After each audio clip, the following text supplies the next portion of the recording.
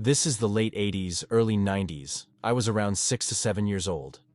I was at home with my sister, who was 14, 15 at the time. We grew up in a small Texas town. Everyone knows everybody. We are home alone this particular night, and my folks let my sister babysit me frequently. We always got along due to our age gap. Anyway, it is about 8 p.m. in the winter. Deserts get pretty damn cold. So it is dark, and we are in the common room since that is where the TV was. Watching 60 Minutes or 48 Hours or hard copy. Basically a gritty Lifetime special. This one was a typical story. Guy next door that was quiet went on a rampage in his next door neighbor's house, mutilating them and kidnapping their young daughter. Well, the thing about our house common room is the door leading to the backyard was a large glass door on a wall of floor-to-ceiling windows.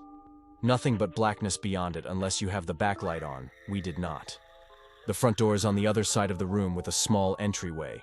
This is a solid door, so you cannot see what is beyond it, with a glass storm door on the outside of it. About 45 minutes into the show, they are talking about the ongoing manhunt for this crazy guy, and bam, bam, bam.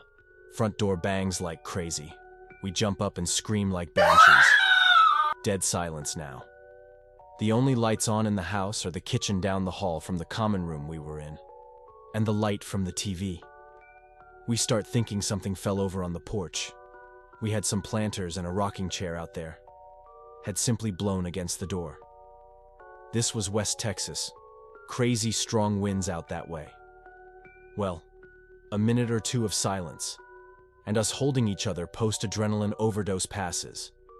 Just when we are about to declare everything is safe, we hear the storm door on the outside of our front door close. Fuck. Someone had to have opened that door to be able to bang on the front door like that. Crap. We are both frozen in the middle of the room on the floor where we had been watching TV. My sister crawls over to the TV and turns it off. It was an old TV, so you had to turn that metal dial to switch it off, which it does with a mildly loud thunk. Now it is just us in a room dimly lit by the kitchen light down the hall. I do not remember how much time passed with me frozen and my sister still crouched by the now off TV, but we kept making eye contact, then looking at the front door. I remember this part vividly. I am on my knees, sitting on my feet, and I turn around to look at the back wall of windows and glass door. We hear, and I see, the back door knob turn. It was locked on the knob, but not dead-bolted. It rattles slightly, as if someone is gently trying the handle. Neither of us make a sound, just holding our breath. Then bam bam bam bam loud as all hell. Someone is trying to force the door open, just jerking it back and forth.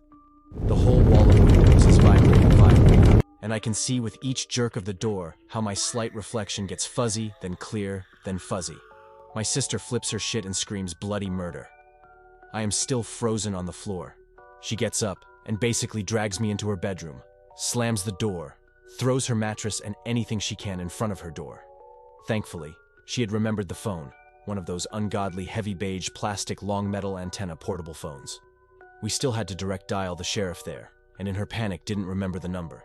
She just hit redial on the phone. It was one of her friends, and she tells them in broken gasps that someone is trying to get into our house and needs to get there right away. I am curled up on the floor and cannot stop shaking. We don't hear anything else until we see the headlights of my sister's friend and her parents driving up to the house. We never did find out who was at the door or why. There were no signs of anything happening but a couple of scuff marks on the bottom of the back door that we could not remember if they were there beforehand or not. Nothing like that has happened to me or her since, but for damn sure we will never forget to lock any door after that.